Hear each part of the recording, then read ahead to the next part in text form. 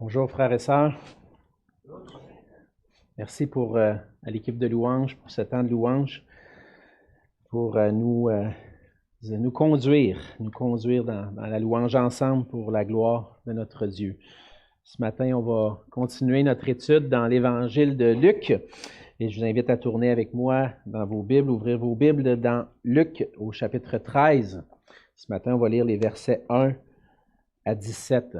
Juste avant de lire le passage, je voulais prendre le temps de vous donner des nouvelles pour ceux qui le savent déjà, peut-être ceux qui ne le savent pas. Dans le fond, notre sœur Sylvie Tanguay est hospitalisée à l'hôpital Charlemagne depuis lundi dernier. Elle a perdu, dans le fond, l'usage de ses mains, de ses bras.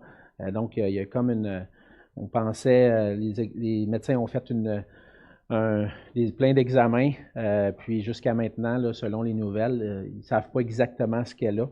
On pensait que c'était quelque chose comme un ACV ou un AVC ou autre chose, mais ça ne savent pas encore. Donc, notre sœur est à l'hôpital, ses mains, ses bras, les jambes aussi, elle a des difficultés à se déplacer.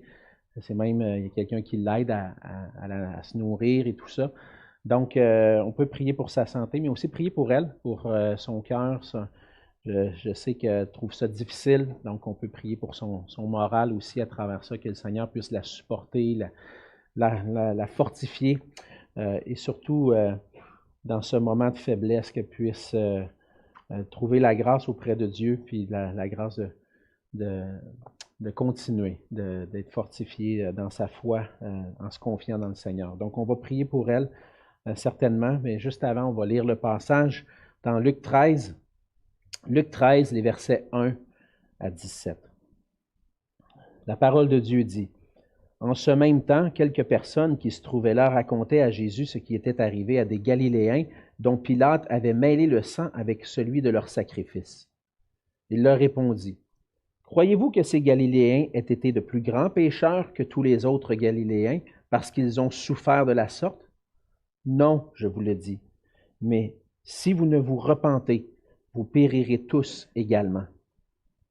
Ou bien ces 18 personnes sur qui est tombée la tour de Siloé et qu'elle a tué, croyez-vous qu'elles aient été plus coupables que tous les autres habitants de Jérusalem? Non, je vous le dis. Mais si vous ne vous repentez, vous périrez tous également. Il dit aussi cette parabole. Un homme avait un figuier planté dans sa vigne. Il vint pour y chercher du fruit et il n'en trouva point. Alors il dit au vigneron: Voilà 3 ans que je viens chercher du fruit à ce figuier et je n'en trouve point. Coupe-le. Pourquoi occupe-t-il la terre inutilement? Le vigneron lui répondit: Seigneur, laisse-le encore cette année. Je creuserai tout autour et j'y mettrai du fumier. Peut-être à l'avenir donnera-t-il du fruit, sinon tu le couperas. Jésus enseignait dans une des synagogues le jour du sabbat, et voici, il y avait une femme possédée d'un esprit qui la rendait infirme depuis 18 ans. Elle était courbée et ne pouvait pas du tout se redresser. Lorsqu'il la vit, Jésus lui adressa la parole et lui dit: Femme, tu es délivrée de ton infirmité. Et il lui imposa les mains. À l'instant, elle se redressa et glorifia Dieu. Mais le chef de la synagogue, indigné de ce que Jésus avait opéré cette guérison un jour de sabbat, dit à la foule: Il y a 6 jours pour travailler. Venez donc vous faire guérir ces jours-là, et non pas le jour du sabbat.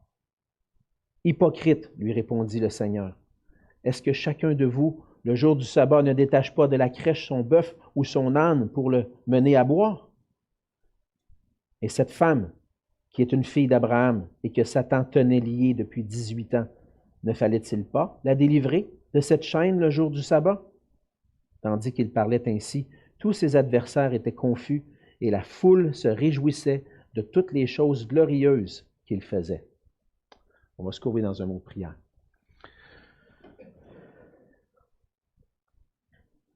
Oui, Seigneur, on vient devant toi ce matin en reconnaissant que, comme on l'a chanté, Seigneur, que tu es notre Père, que tu es celui qui règne, Seigneur.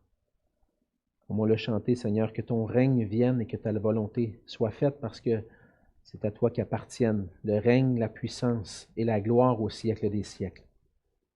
Et c'est avec cette vision de toi, Seigneur, comme celui qui est élevé au-dessus de toutes choses, que nous venons à toi. Nous nous présentons devant toi, Seigneur, sachant qu'on ne mérite pas de pouvoir avoir accès à cette présence, mais que par ta grâce, Seigneur, parce que tu nous as aimés le premier, en Jésus-Christ, maintenant, nous pouvons par la foi en lui trouver grâce auprès de toi et avoir cet accès libre auprès de toi. Seigneur, on vient à toi ce matin, te reconnaissant comme notre roi, notre Seigneur, notre Dieu, de qui on veut entendre la parole. Oui, Seigneur, on veut entendre le son de ta voix ce matin. Peut-être qu'on ne l'entendra pas de nos oreilles physiques, mais avec les oreilles de nos cœurs, Seigneur, ta parole peut toucher notre âme, Seigneur, pour qu'on puisse désirer davantage te glorifier toujours de plus en plus et te ressembler, Seigneur Jésus. On veut te prier, Seigneur, particulièrement pour notre sœur Sylvie qui est hospitalisée présentement. Tu connais son état, Seigneur, tu connais mieux que n'importe qui ce qu'elle peut vivre, ce qui peut se passer dans son corps. Et Seigneur, on te prie dans ta grâce que tu puisses mettre ta main bénissante sur elle.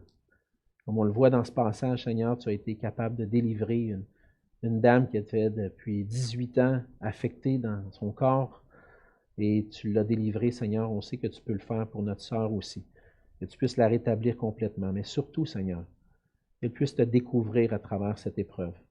Découvrir qui tu es, un Dieu qui, même s'il permet des choses comme ça, qu'elle puisse découvrir que tu es un Dieu bon, un Dieu qui permet des choses dans nos vies, mais pour qu'on puisse te connaître davantage. Alors, je te prie de la supporter, d'être avec son cœur, de la consoler, qu'elle puisse être affermie dans sa foi en toi. Et Seigneur, par ta parole, affermis notre foi aussi, que nous puissions reconnaître en toi notre Seigneur et notre Dieu, et que nous puissions vivre pour toi. C'est dans le nom de Jésus que je te prie. Amen. Amen. Dans notre société, de plus en plus, on reconnaît, on a vu un mouvement vers l'abandon de tout ce qui est religieux.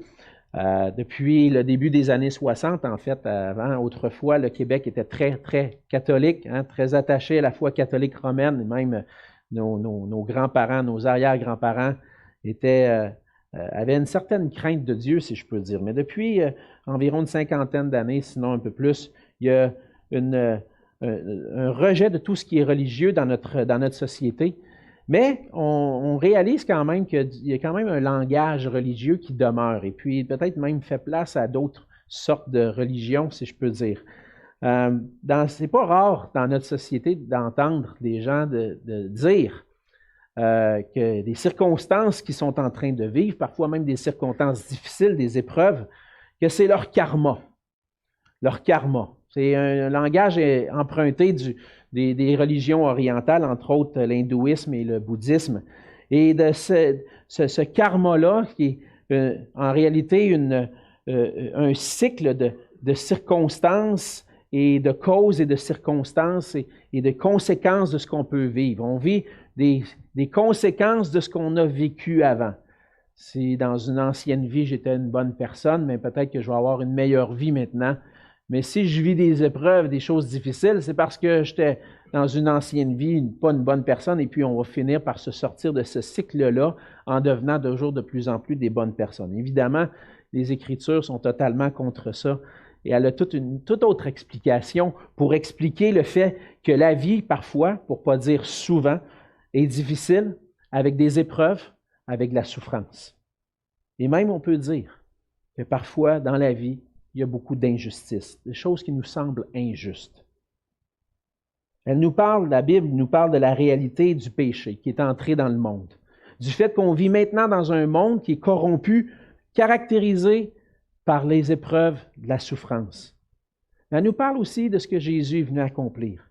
Que Jésus est venu pour nous sauver, pour venir nous sauver de nos épreuves, de nos péchés, de nos souffrances. Mais un peu comme les gens dans notre culture, on peut avoir des fois cette tendance à penser que les épreuves puis la souffrance qu'on vit est reliée à un péché qu'on a vécu auparavant, qu'on peut avoir commis auparavant. Les conséquences, dans le fond, qu'on a, des épreuves, les moments difficiles sont des conséquences des mauvais choix qu'on a faits dans le passé. Oui, c'est possible, car parfois on vive des conséquences de mauvais choix qu'on a faits, puis le Seigneur nous encourage à marcher avec lui. Mais des fois, on attribue peut-être trop facilement la souffrance à un péché particulier. Le Seigneur nous rappelle, dans le fond, à travers le passage de ce matin, que les souffrances sont une réalité de notre monde, mais qu'elles devraient nous faire réaliser quelque chose d'encore plus important. Les souffrances sont là pour nous rappeler la réalité du péché et que cette réalité nécessite une repentance, parce qu'un jour, un jugement va venir. Et dans le passage de ce matin, Jésus continue son chemin vers Jérusalem, continue d'enseigner. La semaine dernière, on a vu des paroles de Jésus qui sont difficiles à entendre. Il mettait en garde les gens de son époque contre le jugement qui va venir. Et encore une fois ce matin, on entend des paroles difficiles de la part de Jésus. Et on voit que Jésus affirme qu'il y a une réalité dans le monde. On est dans un monde corrompu par le péché qui manifeste notre besoin de repentance et d'un jugement et qu'il y aura un jugement à venir. Et à travers ces interactions avec les gens, Jésus va manifester aussi l'importance de reconnaître qui il est et ce qu'il est venu accomplir sur la terre. C'est le message de l'Évangile de Luc. Qui est Jésus? Qu'est-ce qu'il est venu faire? Qu'est-ce qu'il est venu accomplir sur la terre? Et ce matin, à travers le passage, on va voir en particulier que Jésus est ce roi, le Messie promis, qui appelle à porter du fruit de la repentance et à reconnaître qu'il est le Christ venu pour sauver son peuple. Et on voit ça à travers trois éléments qu'on voit dans trois sections dans le passage de ce matin. Trois éléments importants du ministère de Jésus.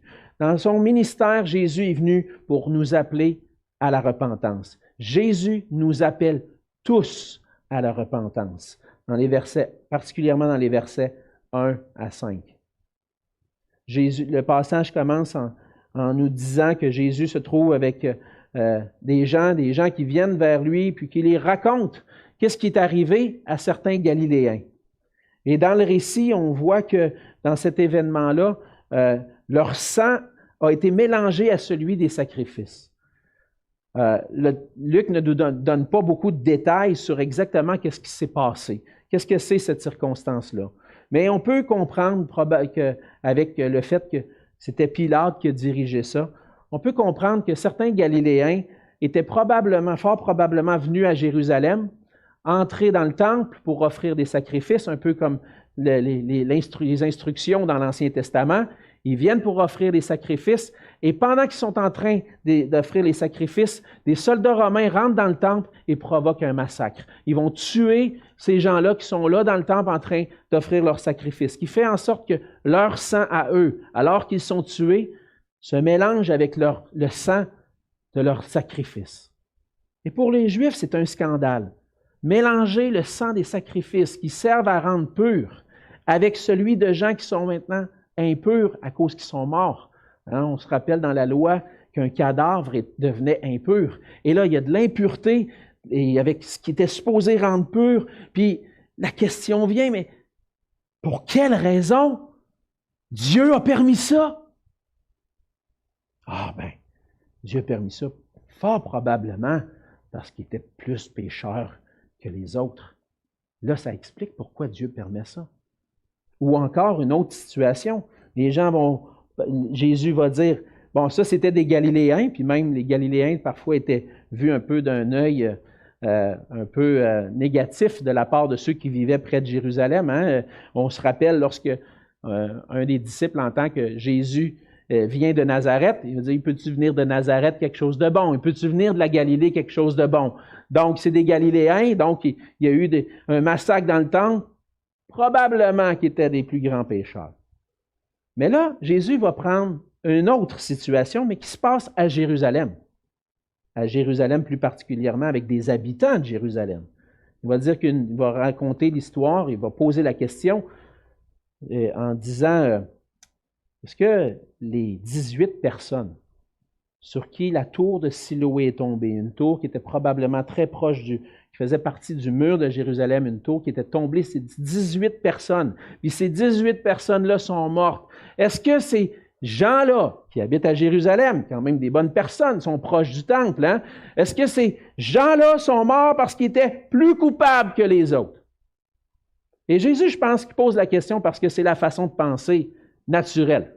Hein? Naturellement, on pense que s'il y a des malheurs qui arrivent à quelqu'un, c'est parce qu'il y a des problèmes dans sa vie. Il y a un péché.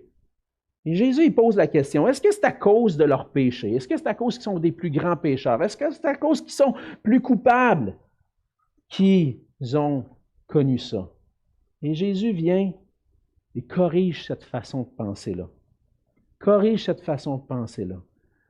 Cette façon de penser qui dit que les gens qui marchent avec Dieu vont être bénis, puis que les gens qui sont méchants vont être punis, puis on va voir cette punition-là maintenant là, dans leur vie.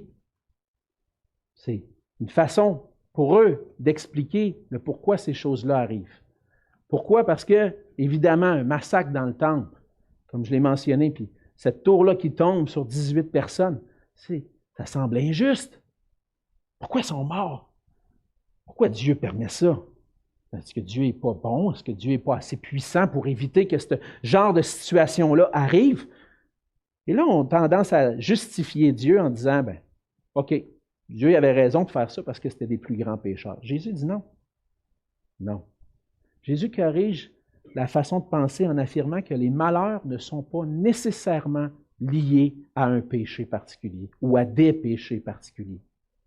Et on doit faire attention pour ne pas établir cette relation directe de cause à effet. C'est-à-dire, quelqu'un vit une épreuve, il y a un péché dans sa vie. Peut-être un peu comme les amis de Job.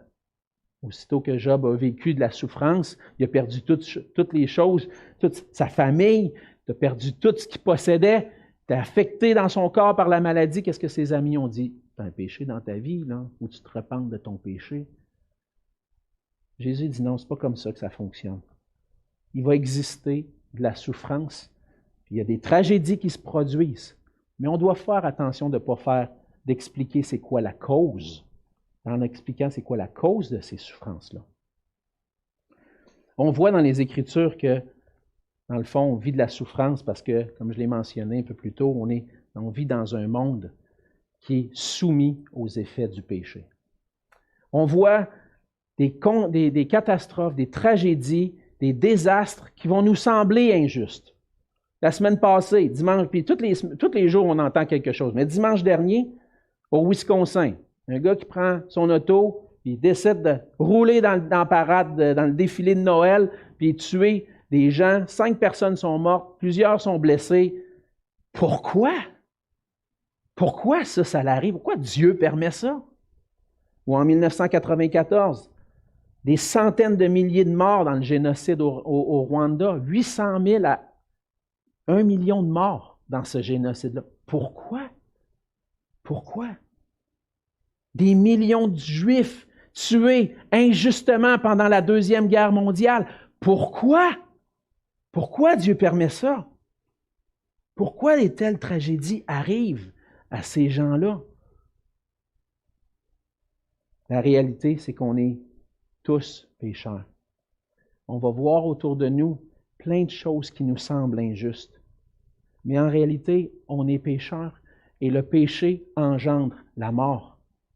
Le salaire du péché, c'est la mort. La mort physique, la mort spirituelle, une mort éternelle. Et lorsqu'on regarde ces situations-là qui nous semblent tellement injustes, on devrait plutôt dire, pourquoi nous on est vivants? Pourquoi nous on respire? Parce que ce que les Écritures disent, c'est que je ne mérite même pas de respirer une seconde de plus à cause de mon péché, à cause du péché. Le monde dans lequel on vit, il y a des conséquences. Il y a de la souffrance liée au péché, mais Dieu fait grâce encore aujourd'hui en nous laissant la possibilité de respirer et même la possibilité de le chercher. Et le fait que notre monde est soumis aux effets du péché, le Seigneur va se servir des désastres qui arrivent pour rappeler qu'on vit dans ce monde-là. Mais qu'un jour, cette création qui soupire et qui souffre les douleurs de l'enfantement, comme dit Romains 8, verset 18 et suivant, attend la délivrance finale, attend que la justice arrive réellement. Pas pour, oui, pour délivrer ceux qui ont cru en Jésus-Christ, mais pour soumettre au jugement final cette création qui est corrompue par le péché. Et nous, en tant que chrétiens, on attend ce moment où le Seigneur va revenir. Il va établir sa justice, où il va restaurer toutes choses parfaitement, en attendant cette délivrance finale. Dieu montre sa grâce et sa patience envers tous en laissant encore un peu de temps. Pour ça que maintenant, Jésus nous appelle à la repentance, pour éviter la perdition éternelle. Jésus profite de ces deux situations-là pour montrer qu'il est temps maintenant de se repentir, 2 fois plutôt qu'une. Il va mentionner, non, ces gens-là ne sont pas morts parce qu'ils sont des plus grands pécheurs ou parce qu'ils sont coupables, mais si vous ne vous repentez, vous périrez tous également. Vous allez mourir parce que vous êtes affectés par le péché, vous êtes des pécheurs. Et nous sommes des pécheurs qui ont besoin de se tourner vers le Seigneur, de se tourner vers le Seigneur pour trouver en lui notre justice devant Dieu. On a besoin de repentance, de réaliser notre péché et de se détourner de notre péché pour se tourner vers Dieu. Les théologiens ont identifié 2 sortes de repentance. Ils appellent l'attrition et la contrition. Qu'est-ce que c'est ces 2 sortes de repentance-là? Premièrement, l'attrition, c'est ce que ce genre de passage-là pourrait provoquer. L'attrition, c'est le regret d'avoir offensé Dieu qui est causé par la peur de subir un châtiment ou la peur de perdre des bénédictions. Par exemple, une personne fait un péché, puis là, elle sait que ça peut provoquer des conséquences, puis elle ne veut pas vivre les conséquences. Non, je te demande pardon, Seigneur, viens pas, je ne veux pas vivre ces conséquences-là, je ne veux pas vivre ça. C'est la peur des conséquences. Ce n'est pas une repentance sincère. C'est un peu comme quand on enseigne à nos enfants. Des fois, il va y avoir des conséquences. On leur dit des choses. Des fois, on fait grâce, on va dire, OK, c'est beau, je pardonne ça, j'efface ça. Mais quand ça fait plusieurs fois, on dit, ben là, il y a une conséquence qui vient. Et lorsqu'on donne, quand on fait grâce, ah, OK, c'est bon, ça marche. Mais lorsqu'on dit que la conséquence en vient, ah, pardon, j'ai pas voulu faire ça. Ah, Seigneur, je veux pas vivre le jugement, là. Seigneur, pardon. Une repentance du bout des lèvres pour éviter les conséquences. Ça, c'est l'attrition. Et ce passage-là, il dit, vous avez besoin de repentance parce que vous allez périr. Oui, pardon, Seigneur, pardon. Je ne veux pas vivre ça, moi. La contrition, c'est la véritable repentance, qui démontre un changement de cœur pour se détourner du péché puis se tourner vers Dieu. C'est une véritable repentance qui réalise qui j'ai offensé. Pas juste par peur du jugement. La personne est brisée, contrie par son péché. Elle confesse, est capable de confesser ouvertement, sans chercher à excuser ou justifier. Des fois, on va se mettre en colère contre « Oh, mais Seigneur, as-tu vu ce qu'il a fait? Tu sais, je te demande pardon, mais regarde ce que lui m'a fait. » C'est pas sincère. Seigneur, je me suis mis en colère contre toi. Je t'ai offensé toi. Je n'ai pas vécu pour te glorifier comme tu me le demandes. J'ai manqué à ta parole. J'aurais dû vivre, j'aurais dû me maîtriser, je ne l'ai pas fait, je suis laissé à ma colère. Seigneur, je te demande pardon, viens me transformer, j'ai besoin que tu viennes. Je ne suis pas capable de vivre comme tu me le demandes si tu ne viens pas m'aider. Pardonne-moi, puis aide-moi à vivre pour toi. Une repentance qui est sincère, un peu comme ce que David va exprimer dans le psaume 51. Le psaume 51, après avoir péché, puis s'être tourné vers Bathsheba, puis avoir commis un meurtre, David s'est repenti. Il a dit, tu ne dédaignes pas un cœur brisé et contrit. Un cœur brisé par le péché, brisé par mon péché, pas parce que j'ai peur du jugement, mais parce que j'ai offensé le Dieu saint. Cette confession-là, qui amène une repentance, va chercher à restituer quand c'est possible. D'être résolu aussi à se détourner du péché. Jésus, c'est ça qu'il nous appelle. Il ne nous appelle pas à une repentance du bout des lèvres. Il nous appelle à une repentance qui vient véritablement du cœur, où on va être prêt à abandonner mon péché, me tourner vers Dieu, faire sa volonté. Jésus est venu, c'est ce qu'on voit, pour nous appeler, nous tous, à la repentance. On a besoin de reconnaître notre péché et de vivre cette vie de repentance sincère. Deuxièmement, on voit que Jésus est venu, il nous appelle à porter du fruit pour Dieu. C'est ce qu'on voit dans les versets 6 à 9. Jésus va raconter la parabole d'un homme qui possède une vigne avec un figuier. Dans sa vigne, l'homme a planté un figuier, puis en temps normal, un figuier, ça peut prendre jusqu'à 3 ans avant de produire du fruit.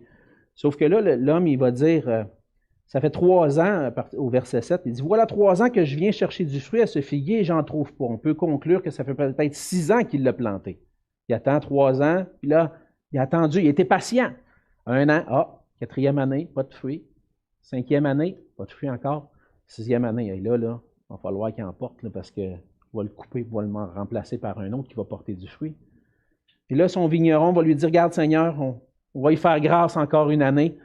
Je vais travailler, je vais creuser autour, on va mettre le fumier, on va tout donner la nourriture nécessaire, les vitamines qu'il a besoin, puis s'il ne porte pas de fruit, ben là, tu le couperas. Et à travers ça, le Seigneur ramène une image. À travers cette parabole-là, le Seigneur ramène une image qu'on voit dans l'Ancien Testament. C'est une image du figuier puis de la vigne qu'on voit à plusieurs endroits dans les Écritures, entre autres dans Ésaïe au chapitre 5, et qui nous aide à la comprendre, cette parabole-là. Ésaïe 5 au verset 7, Ésaïe dit « La vigne de l'Éternel des armées, c'est la maison d'Israël. Et les hommes de Juda, c'est le plan qu'il chérissait. Il avait espéré de la droiture, espérait d'avoir du fruit, et voici du sang versé. De la justice, et voici des cris de détresse. » La vigne, le plan, c'est Israël, c'est Juda. Dans Jérémie 8 au verset 13, il dit « Je veux en finir avec eux, dit l'Éternel.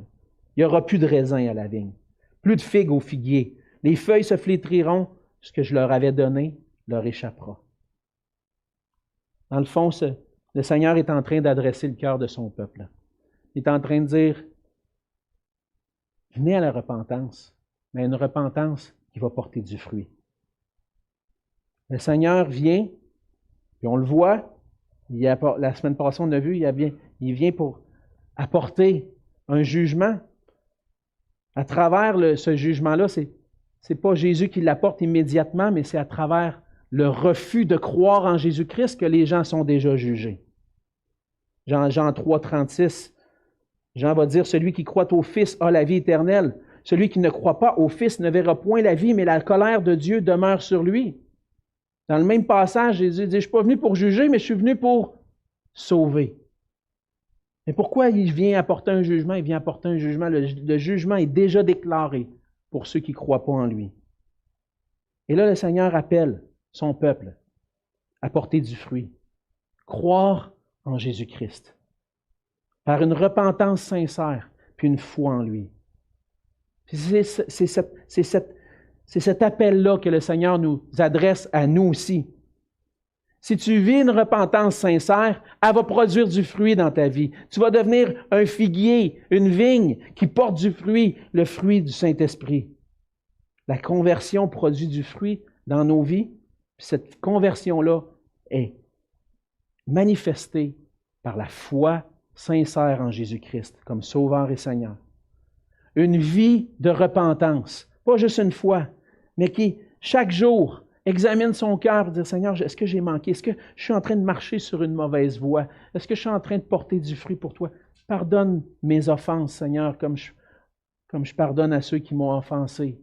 Chaque jour, je veux commencer la journée en examinant mon cœur, est-ce que je suis en train de porter du fruit pour Dieu? C'est quoi les mauvais, les racines, les épines que je suis en train de produire, qu'il faut que j'arrache, puis que je mette ça de côté pour que mon arbre porte du fruit pour la gloire de Dieu?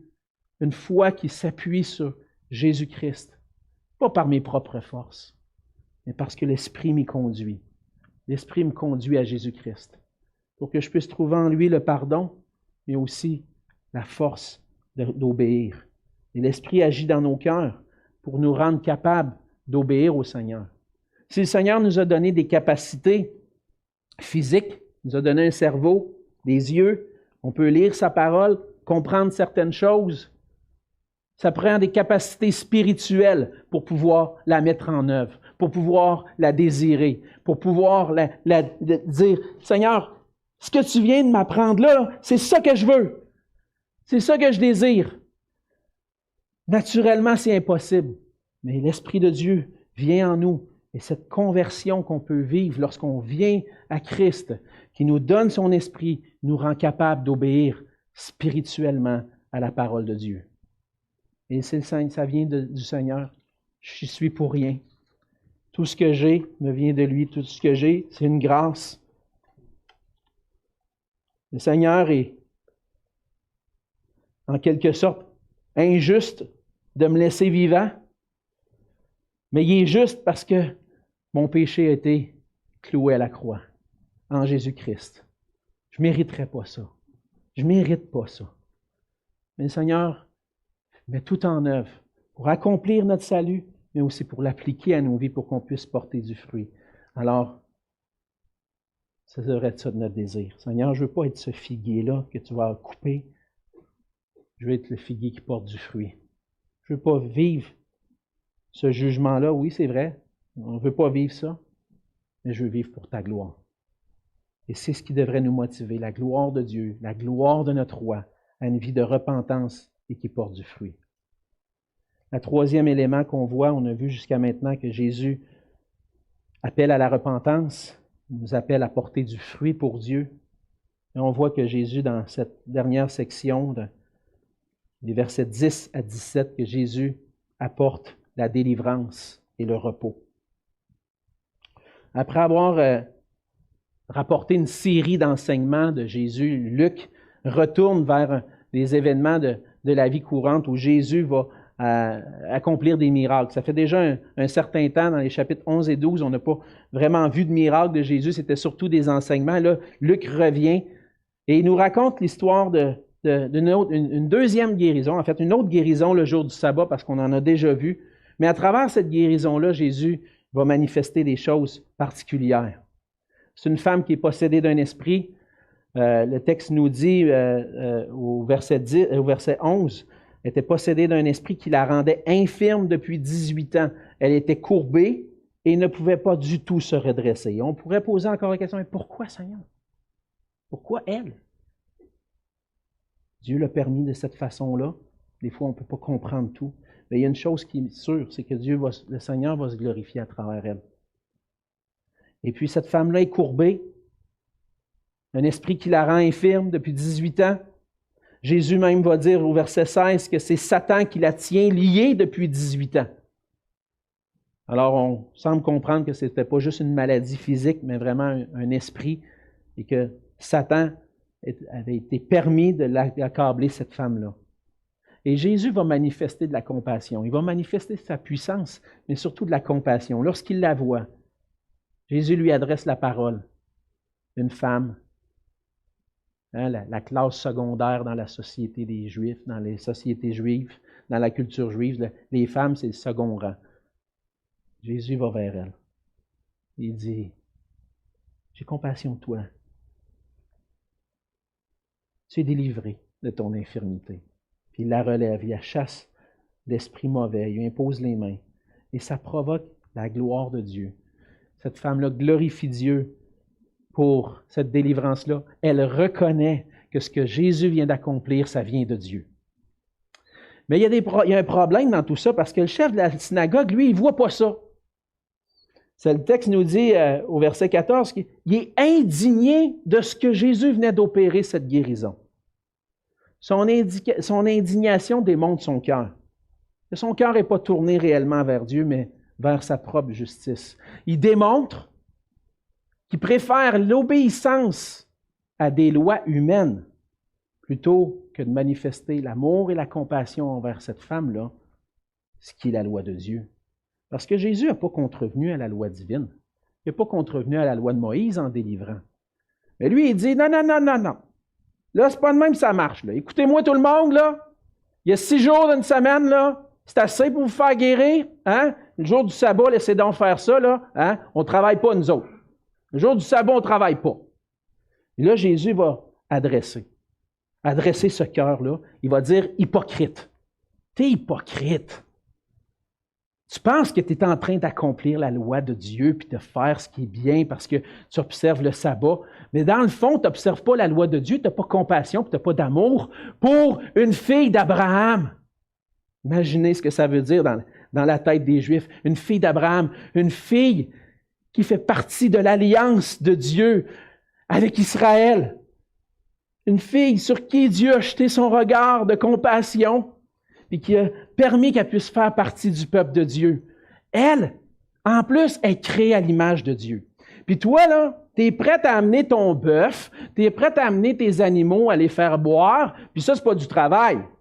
Mais guérir une femme créée à l'image de Dieu, une fille de Dieu, une fille d'Abraham, toi, là, tu es en train de dire que ça, c'est mal? Tu désobéis complètement, tu es complètement à côté de la loi de Dieu parce que le Seigneur te demande de l'aimer et d'aimer ton prochain. Il ne réalise pas. Si la femme a réalisé qu'est-ce que Jésus a fait, lui, il ne réalise pas du tout. Les adversaires de Jésus ne reconnaissent pas en lui l'œuvre de Dieu.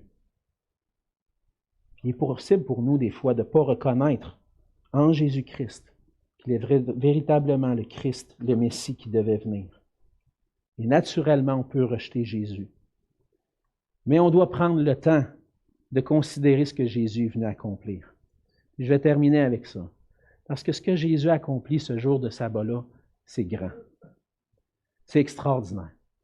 Jésus n'a pas juste manifesté de la compassion envers cette femme-là. Il a manifesté la puissance de Dieu. Mais le fait qu'il a accompli ce miracle-là, le jour du sabbat, ça montre qu'est-ce qu'il est venu faire pour nous. Le sabbat, c'est une journée de repos. Hein, dans la loi de Moïse, on connaît. En 6 jours, tu vas faire ton travail à l'exemple de Dieu qui a créé le monde, qui a créé l'univers en 6 jours, c'est reposer le 7e jour. Ben, tu dois travailler 6 jours, puis le 7e jour te reposer. Mais c'était plus que juste du repos. C'était un sabbat, c'était une journée consacrée à l'Éternel pour servir le Seigneur, pour sa gloire. Et dans le fond, on a besoin de mettre ce jour-là de côté pour louer le Seigneur. Et c'est ce qui se passe dans la synagogue cette journée-là. C'est un jour de sabbat. Les gens se réunissent, vont entendre la parole de Dieu, vont là pour glorifier Dieu. Et le sabbat, c'était ce jour-là où on venait pour glorifier Dieu, pour célébrer le Seigneur pour les merveilles qu'il faisait. Et puis le Seigneur Jésus dit, verset 16, « Ne fallait-il pas la délivrer de cette chaîne le jour du sabbat? » Pourquoi cette journée-là? Pourquoi cette journée-là particulièrement? Parce que c'est la journée où Dieu se glorifie à travers ses enfants. C'est la journée où il y a un miracle qui va provoquer des louanges à Dieu. On le voit dans la louange de la femme, puis on le voit à la fin dans la foule qui se réjouissent de voir des choses glorieuses que Jésus faisait. La gloire de Dieu est manifestée en Jésus-Christ par cette guérison-là. Et encore plus. Lorsque Jésus vient, il démontre la délivrance envers son peuple, puis il démontre qu'il veut accorder le repos à son peuple. Cette femme-là est accablée, ça fait 18 ans. 18 ans qu'elle est sous l'esclavage d'un esprit. Elle est courbée, elle ne peut pas se redresser. Ça fait 18 ans qu'elle est prise là-dedans. Jésus vient la délivrer, puis lui donne le repos de cette maladie. Un jour de sabbat, Jésus délivre, Jésus accorde son repos. Et par son œuvre sur la terre, par sa mort, sa résurrection et tout ce qu'il a accompli, Jésus vient accomplir notre sabbat. Il vient accomplir la délivrance de nos péchés. Il est venu pour nous sauver de nos péchés qui nous tenaient esclaves puis enchaînés. Et par sa mort, il y a eu la victoire sur le péché, sur Satan, sur la mort. Et il nous accorde le pardon et la paix. Il nous accorde le repos en lui. Le chef de la synagogue, il ne voit pas ça. Est-ce que Jésus accomplit ses grands? Il a délivré cette femme de cette chaîne. Puis il veut manifester qu'il peut nous délivrer de notre esclavage et du péché, qu'il peut nous donner du repos pour nos âmes. Dans Hébreux au chapitre 4, versets 9, 10 et un peu plus loin, 14 à 16, l'auteur de l'Épître aux Hébreux va dire « Il y a donc un repos de sabbat réservé au peuple de Dieu. Car celui qui entre dans le repos de Dieu se repose de toutes ses œuvres comme Dieu s'est reposé des siennes. » Il y a un appel ici. Entre dans le repos de Dieu. Mais comment je peux rentrer dans le repos de Dieu? Ainsi, puisque nous avons un grand sacrificateur, souverain sacrificateur qui a traversé les cieux, Jésus, le Fils de Dieu, demeurons fermes dans la foi que nous professons, car nous n'avons pas un souverain sacrificateur qui ne puisse compatir à nos faiblesses. Au contraire, il a été tenté comme nous en toutes choses, sans commettre de péché.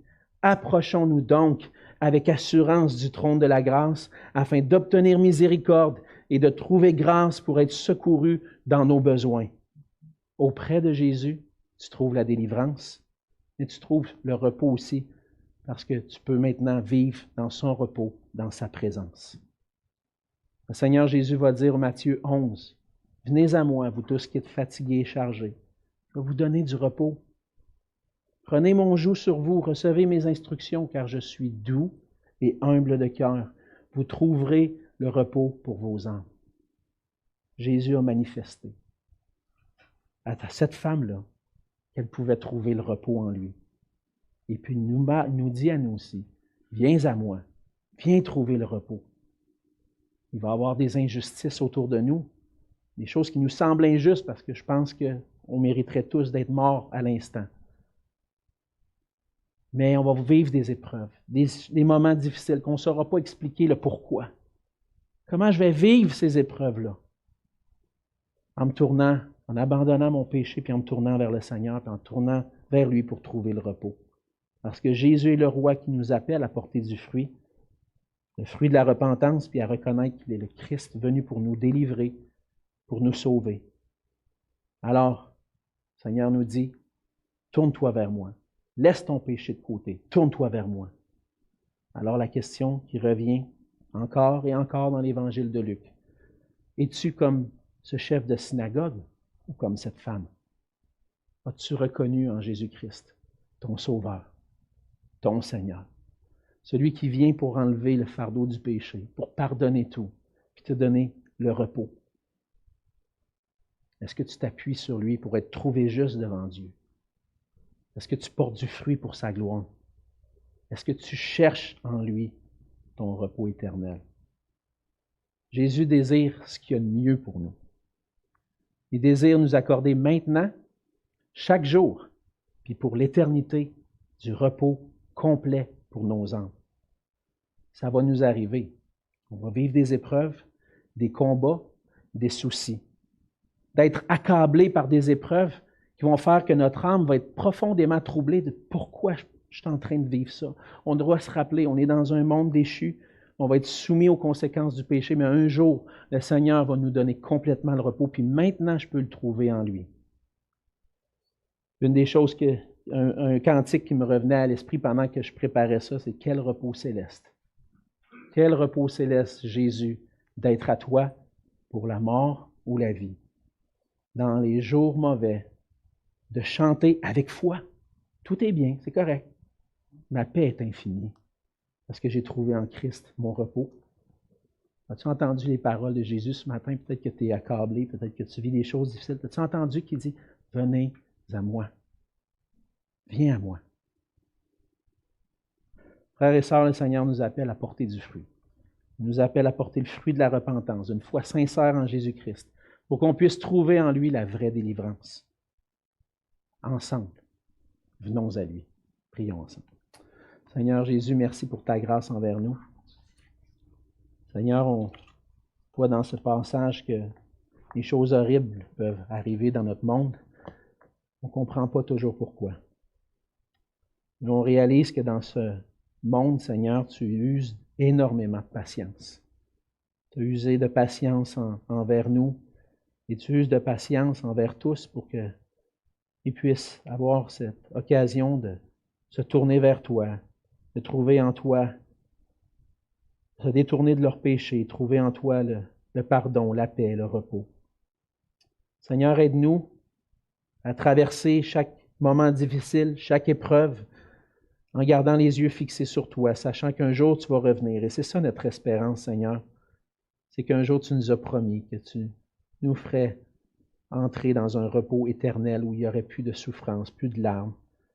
Et on veut garder nos yeux fixés sur toi en attendant que tu puisses nous fortifier par ta grâce, par ton esprit, pour qu'on puisse rester debout dans ce combat spirituel, dans ce combat contre les dominations, Seigneur, contre des fois d'être